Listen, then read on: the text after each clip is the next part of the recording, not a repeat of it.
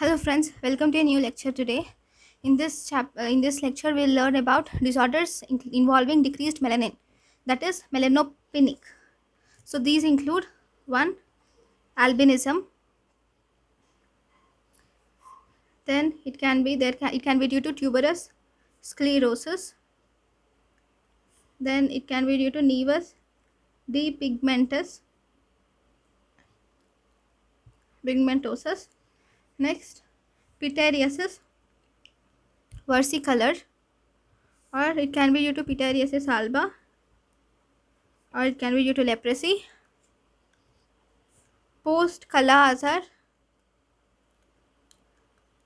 dermal leishmaniasis. It can be due to post Kala Azar dermal leishmaniasis, or it can be due to chemicals like chloroquine, then steroids, or arsenic, and it can be due to post inflammatory depigmentation. Okay, so all these are the disorders which are involving melanin, decreased melanin, or melanopenic. There are some disorders which are called as where there is hypomelanosis. Definitely there is decreased melanin production, but they are unrelated to melanin. There is decreased pigmentation is seen, but here they are unrelated to melanin. Though there is decreased pigmentation, but this is unrelated to melanin. These include nevus acromicus and Warfanov's ring. Voronov's ring. Right? Next, now let us learn about albinism. First disorder we'll learn now is albinism. This is melanocytopenic. Okay, in this first disorder is albinism. Now, albinism is a congenital disorder which is seen in humans.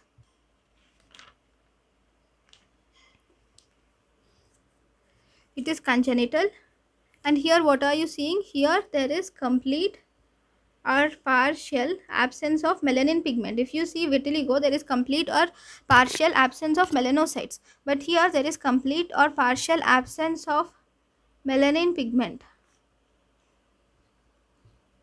in skin, hair, and eyes. If it is involving eyes, then it causes vision defects, obviously, because it involves eyes. So it causes vision defects it causes photophobia, it causes nystagmus, and it also causes amblyopia. There is so there is absence of melanin, right? So there is decreased no skin pigmentation. So because of absence of skin pigmentation or absence of melanin, there is increased susceptibility. This leads to increased susceptibility to sunburn, and this also increases susceptibility to cancers. Skin cancer risk increases. Okay, so here there is a problem, defect in melanin production. So this melanin production can be due to the, why is this melanin production present? This albinism, it is mainly due to absence of tyrosinase, which is involved in melanin production. So here there is partial or complete absence of melanin production. Here one important thing is number of melanocytes which are present in albinism, it is normal. This is one thing which is important. So as you see, the albinism is mainly of two types. Albinism is mainly of two types now. One is oculocutaneous albinism. As the name says, it involves eyes, it involves skin and hair. And the other type is ocular albinism, where it involves in eyes only. So this is about albinism. So the next group which we have next in the melanocytopenic, the second one which you have seen is tuberous sclerosis. Okay, tuberous sclerosis, you'll see different things, but most important is presence of ash leaf shaped macules is most characteristic of this disorder. We will learn about tuberous sclerosis later. And there is one more thing, third, which is nevus depigmentosis. Nevus depigmentosis is stable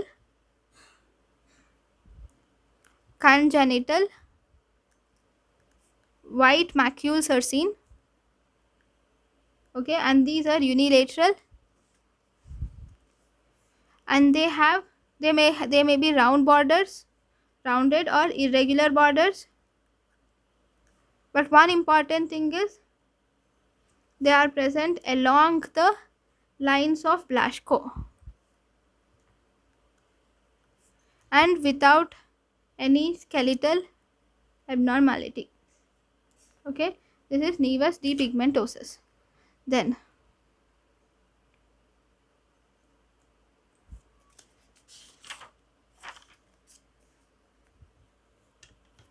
there is one more disorder, that is fourth, which is post-inflammatory hypopigmentation. Okay, in this post-inflammatory hypopigmentation, there is redistribution of existing melanin in skin, and this is associated with transfer of melanin to keratinocytes. Okay, so this is about post-inflammatory hypopigmentation. So these are the different disorders where hypopigmentation is seen. Now, next, disorders of hyperpigmentation. There are different disorders involving hyperpigmentation. Now, disorders of hyperpigmentation. These disorders of hyperpigmentation are two types, as you see. Same one, it can be increased melanocytes. Second, it can be due to increased melanin. That is increased melanosomes, increased melanin production. So increased melanocytes is lentigenes and navy. We will learn about them. And increased melanin is, it can be generalized, which is seen in hemochromatosis or ACTH and MSH, that is melanocyte stimulating hormone producing tumors. You can see increased melanin. Okay, and it can be due to drugs and sun exposure. There can be localized. If it is localized, it can be due to freckles, or it can be due to cave or light spots or macules, and it can be due to melasma. So all these are the places where there is increased melanin. And here in the navy, if you see, navy can be melanocytic navy, blue navy, or dysplastic navy. Okay, so all these are disorders of hyperpigmentation. Then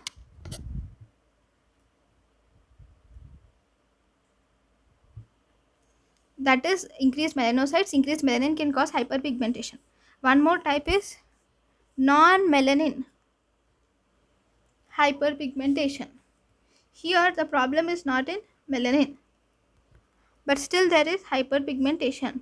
It can be due to drugs, or it can be due to tattoos. There can be hyperpigmentation. Then one more type is pigmentary incontinence. These include post-inflammatory. These can be due to post-inflammatory hyperpigmentation, or it can be due to macular amyloidosis, or it can be due to fixed drug adaptation, or it can be due to incontinentia pigmenti,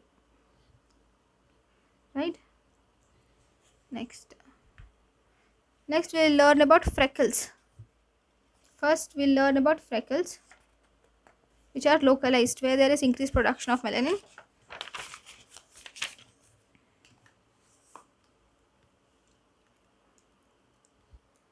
Freckles are, if you see, this is a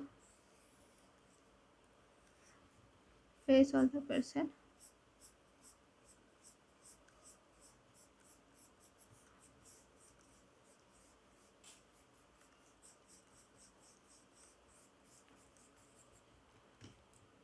In them you can see brownish, you can see brownish spots over the face. These brownish spots over the face are called as freckles. Okay, so here they are small tan brown macules in sun exposed areas. Okay, most common in fair skinned individuals. These lesions fluctuate in size depending on amount of sunlight exposure. Depending on the amount of sunlight exposure, the lesions fluctuate. Okay, next, the second type, then we'll learn about lentigines. Lentigines are uniform dark pigmentation. This is not related to sun exposure. Here freckles are related to sun exposure. These are not related to sun exposure. Okay, there are certain syndromes associated with it. So these syndromes are very important. These mostly they are asked many times. So there is something called as Lamb syndrome, where there is L is for lentigine, AM is for atrial myxoma, B is for blue navis, and there is second which is called as Leopard syndrome. In this Leopard syndrome, L is for lentigines, E for ECG changes, O ocular hypertelorism, P pulmonary stenosis, A there is abnormal genitalia, R there is retardation of growth, and what is D? D is deafness. So all these are seen. Deafness. Next, there is third one, which is Peutz-Jeghers syndrome. In this Peutz-Jeghers syndrome, it includes lentigines around and in oral mucosa, along with intestinal polyps and bleeding. Okay, this is about Peutz-Jeghers syndrome. Okay, these are about lentigines and their associated disorders. So we will have to learn the differences between freckles and lentigines. Freckles and lentigines differences. Freckles are seen in early childhood. Lentigines are seen in middle aged. Freckles are seen in sun exposed areas. Here they are independent of sunlight.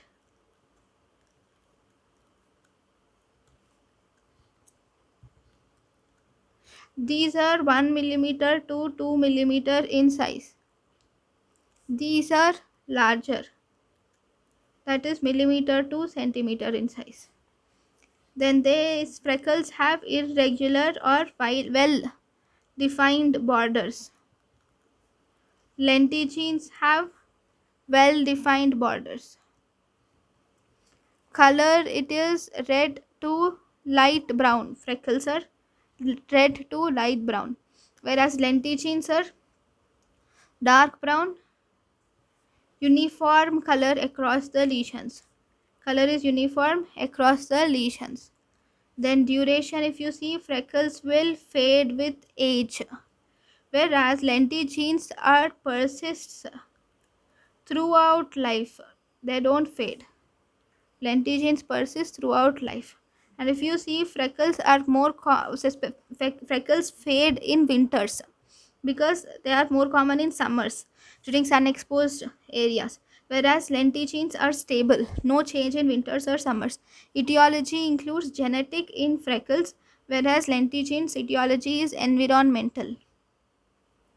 Then freckles, if you see, there is no increase in melanocytes in freckles. That is, melanocytes are actually normal in freckles. Melanocytes are increased in lentigines. Then melanosomes are increased in size and number in freckles, and there is increased melanin in melanosomes. Here in lentigines it is normal. If you see treatment, sun protection is the main treatment for freckles. In lentigines you can give laser therapy, or you can use cryotherapy, or you can use Kligman formula creams can be used in lentigines. Okay, so these are the differences between freckles and lentigines. Next, let us learn about some other disorders. We have completed freckles, lentigines. We have done with 2, right? Now third is Becker's nevus. This is Becker's nevus. Becker's nevus is, if you see, if this is the individual, then you can see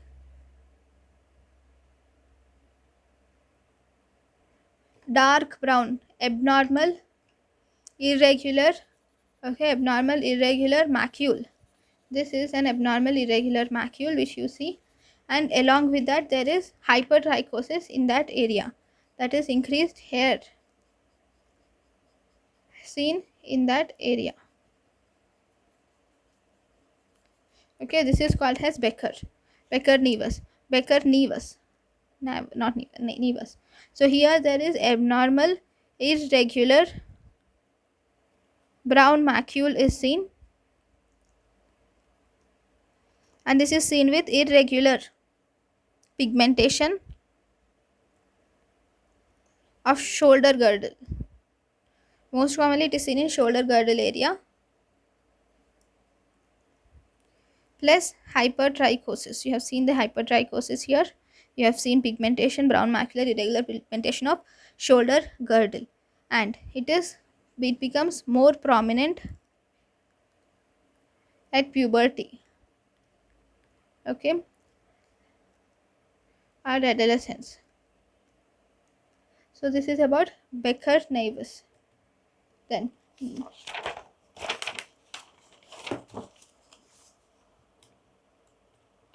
there is one more nevus.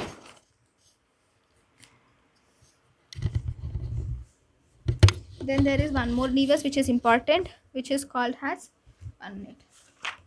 This third. Now fourth important nevus is halo nevus or Saturn's nevus. In halo or Saturn's nevus, if you see, this is benign melanocytic nevus. This is benign melanocytic nevus, but this benign melanocytic nevus is surrounded by depigmented halo. So this is benign melanocytic nevus, which is surrounded by depigmented halo, which is called as Sutton nevus. Next, there is fifth type of nevus, which is called as nevus spilus, or it is also called as speckled lentiginous nevus. Nevus spilus or speckled lentiginous nevus. In this nevus spilus or speckled lentiginous nevus, you see a circumscribed, more darkly pigmented spot. That is nevus spilus or circumscribed nevus.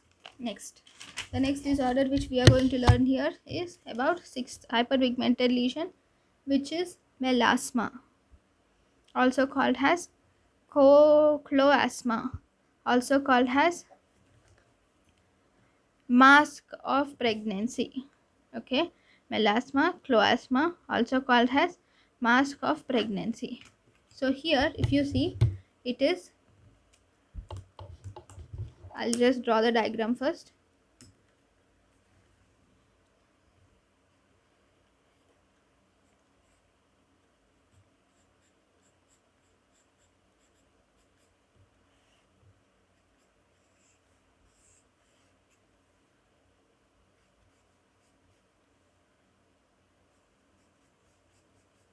Because this is a lady,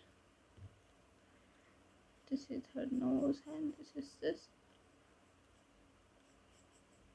Okay, here there is darkish pigmentation, which you see on the cheeks here. This is nothing but melasma, brownish pigmentation, which you see here. So let me draw you. This is tan or dark skin discoloration,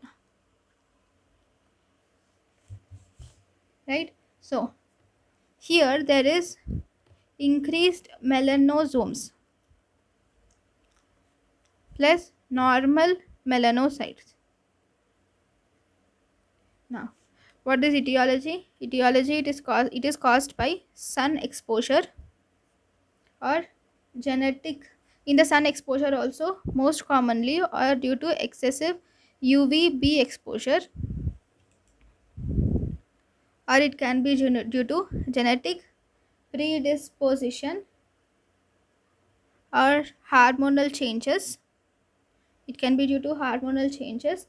These hormonal changes are most commonly after pregnancy. That is the reason why it is called as melasma of mask of pregnancy or chloasma. So it can occur after pregnancy or OCP intake or hormone replacement therapy. Also associated with hypothyroidism, right? It can also be associated with skin irritation also. Then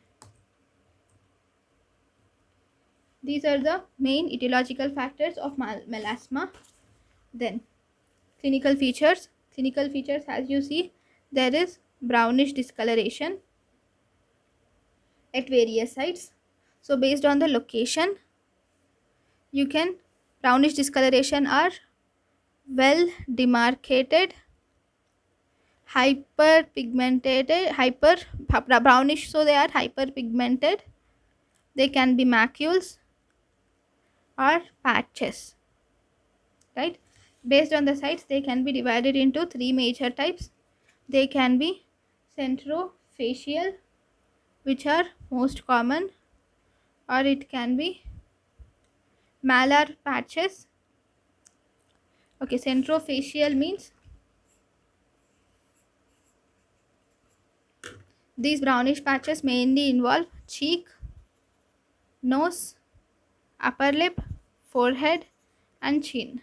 So these involve cheeks, nose, upper lip, chin, and forehead. In malar patches, these mainly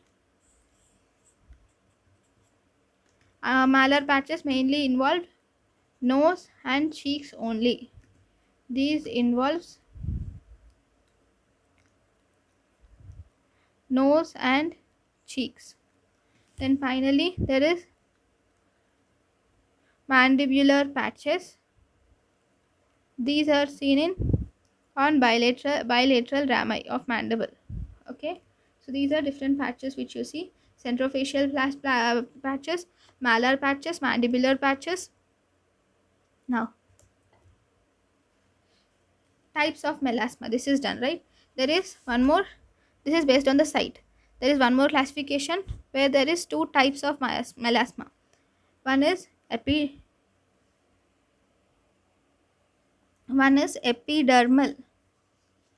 melasma. The second type is dermal melasma. Okay. Now, in epidermal melasma, if you see, melanin is in suprabasal layer. Melanin is in suprabasal layer, that is epidermal melasma. Here, dermal melasma. Here, the problem is in dermal macrophages. These dermal macrophages have increased melanin level. Okay, because in dermis you don't have melanocytes, right? Then how will you have melasma in dermis? That is because the dermal macrophages which are present, they will have increased melanin level. So, what are the investigations? The most common investigation or which can be done is Wood's lamp technique. In Wood's lamp, dermal melasma is darker than epidermal melasma.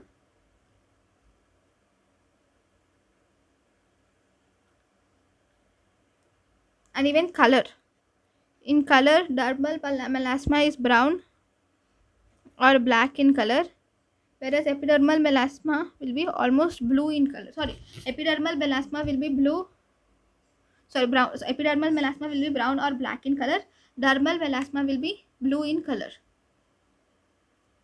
Right? This is melasma. Then, how are you going to treat this melasma? Treatment of melasma. Treatment of melasma, if you see, you can use topical treatment.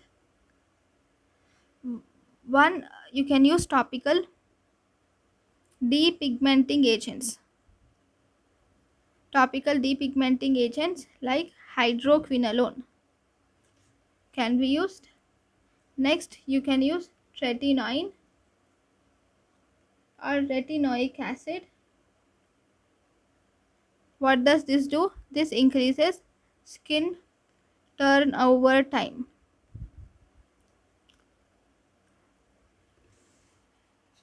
So there is a regimen for this melasma, which is called as Kligman's formula. According to this Kligman's formula, you can use three things. One is hydrochloroquine. This is a combination therapy which involves hydrochloroquine with tretinoin with steroid component. Okay, here hydrochloroquine will be 2% hydrochloroquine, 0.025% tretinoin, and steroid is mometasone, which is 1% mometasone. Okay, then the other drugs are, we can use azelaic acid. What does this azelaic acid do? It is 20%. It decreases the activity of melanocytes. Okay, this is azelaic acid which decreases the activity of melanocytes. Next, there is tranexamic acid also. This tranexamic acid will provide rapid and sustained lightening in melasma by decreasing melanogenesis. All this is not necessary. Mainly it decreases, remember that it decreases melanogenesis. Obviously if it decreases melanogenesis, it produces lightning effect. Then it can the other which can be used is kojic acid can be used, which is 2% kojic acid can be used. Then other modalities are chemical peels can be used, microdermabrasion can be used, laser can also be used, and you can also do sun protection because it is due to sun. So the sun protection is physically you can cover the hair, cover face, or you can use sunscreens by chemicals which include titanium dioxide and zinc dioxide. With titanium and zinc dioxide are preferred. Then this is about melasma.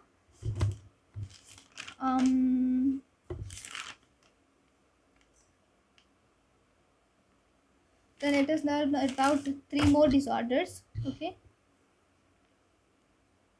once we are done with melasma, then the next one which we are left with is fourth.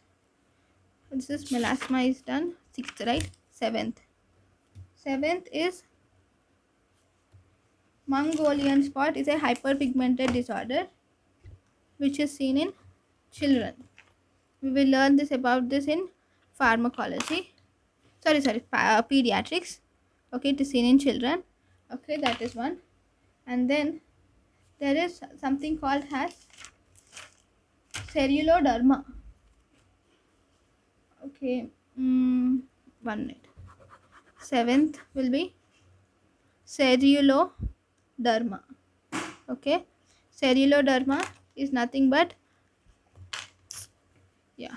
ceruloderma is blue skin. It has 3 main types. One, it can be due to nevus of Ota. Second, nevus of Ito, or it can be due to Mongolian spot. Mongolian spot is bluish discoloration on the buttocks of a newborn child. Over buttocks of newborn. Okay, then we'll have to learn about nevus of Ito, nevus of Ota, right? First, nevus of Ota, nevus of Ito. Both these are unilateral. Both these show bluish grey discoloration. Next,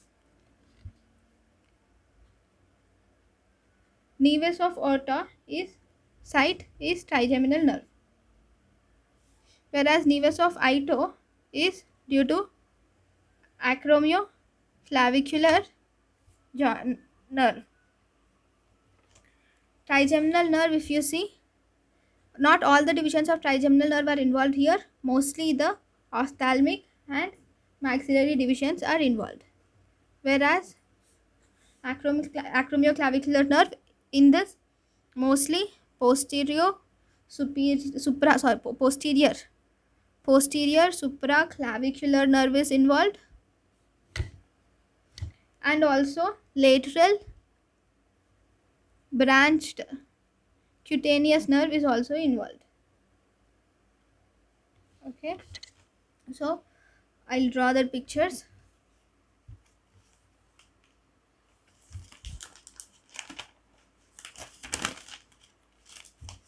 So nevus of Ota.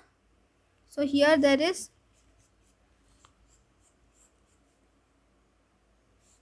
better to draw in a box. Yeah, this is all hair. This is the eye.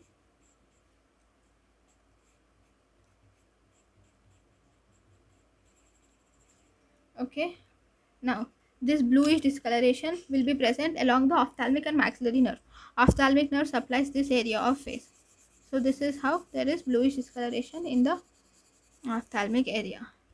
So this is, here there is bluish discoloration in maxillary and ophthalmic area, right here. Then for this, if you see,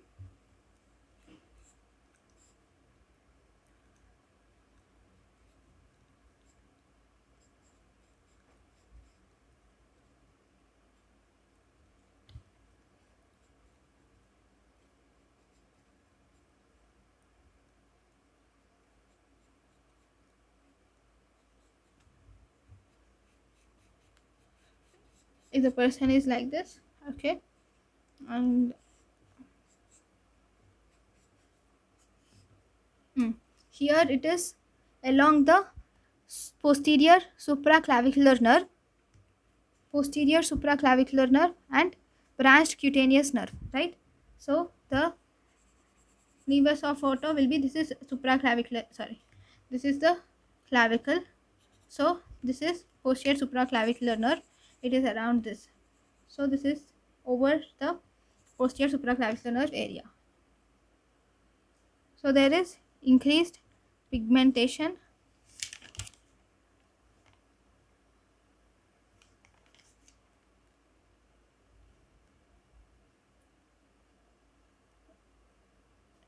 in the neck above the clavicle.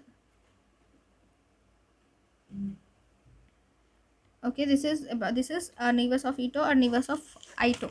Okay, both these are treated by, if you see, both these are treated by ruby or Q switched laser, or you can use ND YAG laser.